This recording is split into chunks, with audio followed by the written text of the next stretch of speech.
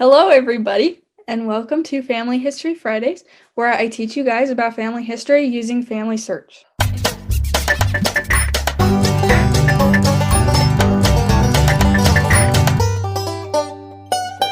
In today's video, I'm going to show you guys teach you guys how to find names to take to the temple to do ordinances for your ancestors. And yeah, let's do it. Okay, share my screen. There we go. Okay, hopefully y'all can see that. Okay, I'm going to show you two ways to do this, to find names to take to the temple. So the first way is super quick and super easy. You just go to, up at the top on these tabs, you'll click the one that says temple, and then you'll go all the way down to the bottom and click ordinances ready. You will select which ordinance you want to do. So I'm going to choose baptism and confirmation. And then what it's doing is it's going through your family tree to find ordinances that are ready. And it will choose about 4 that are just baptism and confirmation that need to be done. And then once you have these, you can click take to the temple. And then you'll hit continue. And then it will give you a PDF of the name cards that you can print. And so you'll just print them out. And you can cut them out, and so then they're ready to take to the temple. So that is just a couple of easy steps you can do to quickly find names to take to the temple. Another way to find names to take to the temple is a little bit trickier and takes a little bit more time.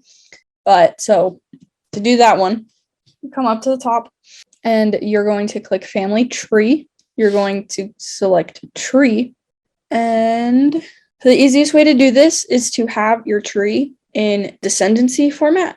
So it will start with you, and the way to change it is just this little drop-down menu where it says Descendancy. You can choose Landscape, Portrait, Fan Chart, or Descendancy, and the easiest way to do this one is Descendancy. You'll click Expand, and then select whichever ancestor, whichever line you want to follow. So I'm going to follow this one. And then you need to click on a couple of them. You're going to do one more. And then, as you can see right now, there's just 3 people. If you click where it says generations, if you click on 4, it will bring a lot more people. And what you need to do is on the side, you need to look for a green temple.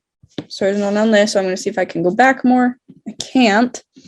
So if you get to that point, if you get stuck, like if you hit expand and you can't go anywhere, then you're going to click on recent, and you can either start at you again, or you can go back and click on whichever ancestor you want to go back. So I'm going to do a different line, see if I can find any. Oh, right here.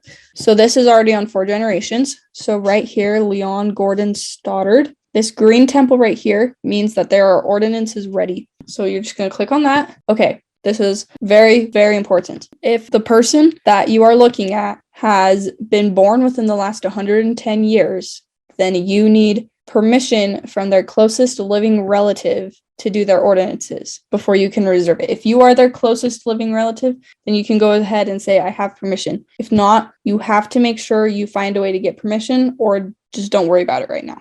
So this person was born in 1911, which is in the last 110 years. So I cannot reserve their name right now.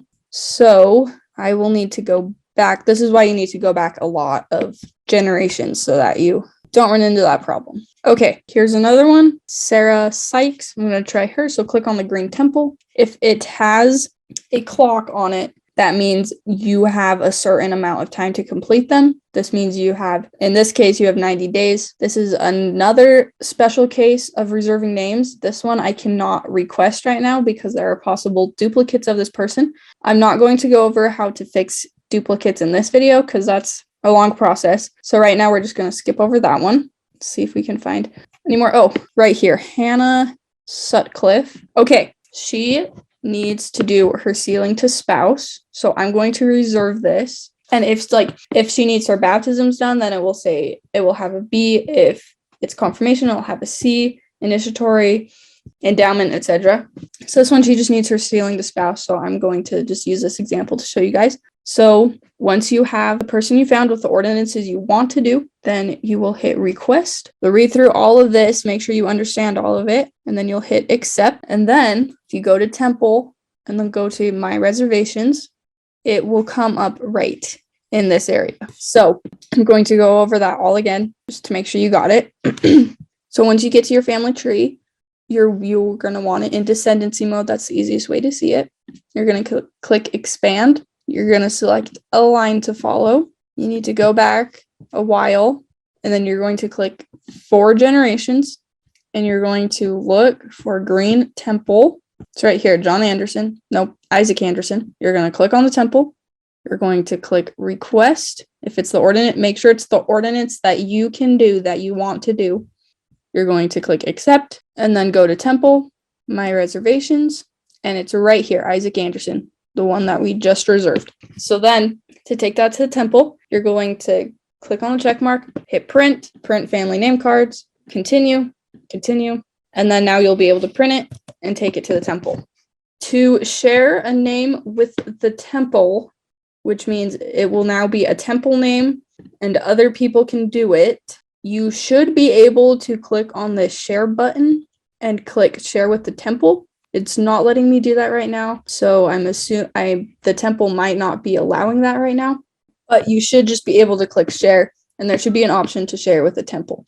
Okay, so hopefully that all made sense. Hopefully now you can go to your own family tree and find names of your ancestors to take to the temple, and that you can get their work done. And it's also really cool if you can figure out how you're related to that person. So actually, let me show you how to do that real quick. Okay, so if I wanted to do Rebecca Burton's work, had her reserved, then I can just click on her name, and then this little squiggly line thingy, I can click on that. And she is my second cousin 7 times removed. So I can see the whole descendancy line of how I'm related to Rebecca Burton. So knowing how you're related to the person you're doing work for is really cool, because you know that exactly how you're related. So you know if they're a cousin or an aunt or uncle or grandparent, however many generations or times removed, and it makes it a little bit more meaningful than just some random name you found. So hopefully that can help you guys. Now you know how to find names to take to the temple. And thank you for watching, and I'll see you all next week.